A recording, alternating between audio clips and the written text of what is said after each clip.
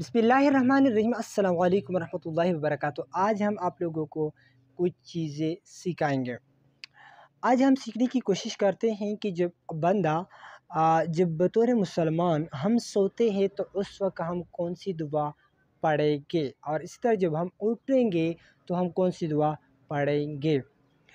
सोते वक्त की दुआ ये है कि अल्लाहुम्मा बिइस्मिका अमूतु व अहया। स्क्रीन पे देख सकते हैं कि ए हमारे परवरदिगार, आपके नाम से मरता और जीता हूँ, मतलब आपके नाम से मरता भी हूँ और सोता भी हूँ और जागता हूँ।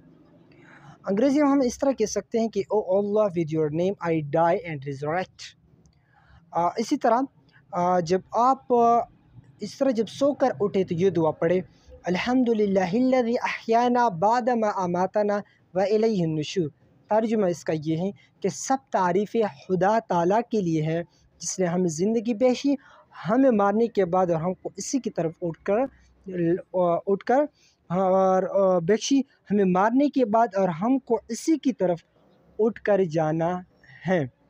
अंग्रेजी में आप कहेंगे, in due to get up of sleep you will say Allah all praised alive us after death and we will return to him. तो ये थी हमारे आज की सबक। अगले वीडियो आने तक उस्मान अल्लाह की इजाज़त दीजिए। अस्सलाम वालेकुम रहमतुल्लाहि व बरकातुहू।